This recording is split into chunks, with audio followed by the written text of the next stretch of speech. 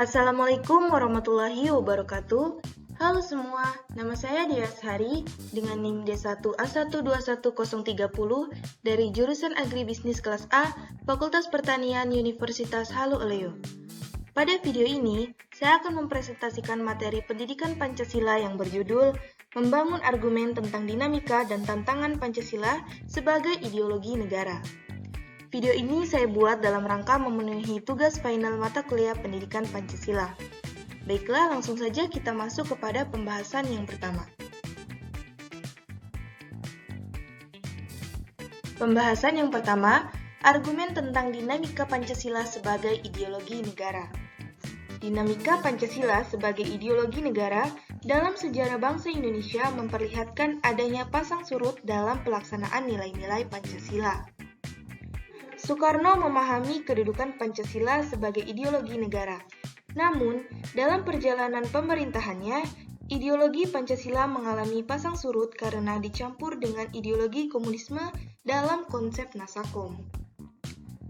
Pancasila sebagai ideologi dalam masa pemerintahan Presiden Soeharto diletakkan pada kedudukan yang sangat kuat melalui TAP MPR nomor 2 tahun 1978 tentang pemasyarakatan P4. Pada masa Soeharto ini pula, ideologi Pancasila menjadi asas tunggal bagi semua organisasi politik dan organisasi masyarakat. Pada masa era reformasi, Pancasila sebagai ideologi negara mengalami pasang surut dengan ditandai beberapa hal, seperti enggannya para penyelenggara negara mewacanakan tentang Pancasila, bahkan berujung pada hilangnya Pancasila dari kurikulum nasional. Meskipun pada akhirnya timbul kesadaran penyelenggara negara tentang pentingnya pendidikan Pancasila di perguruan tinggi. Selanjutnya kita masuk kepada pembahasan yang kedua, yaitu argumen tentang tantangan terhadap Pancasila sebagai ideologi negara. Unsur-unsur yang mempengaruhi tantangan terhadap Pancasila sebagai ideologi negara meliputi faktor internal dan faktor eksternal. Adapun faktor internal meliputi hal-hal sebagai berikut.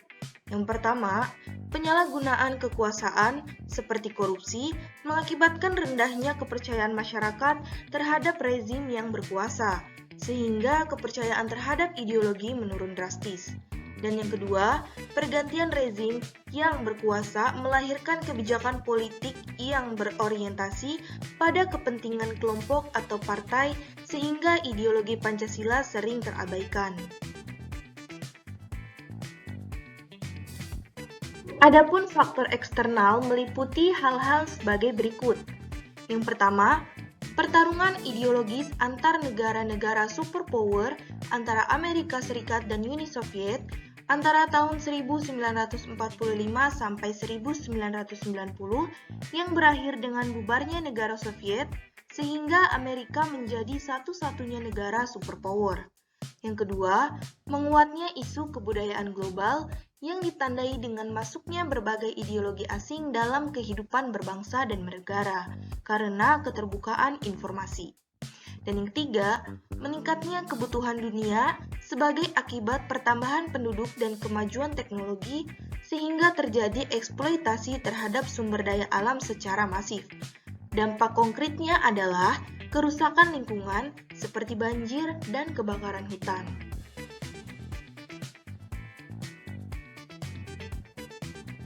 Itulah tadi presentasi singkat dari saya dengan judul Membangun Argumen tentang Dinamika dan Tantangan Pancasila sebagai Ideologi Negara.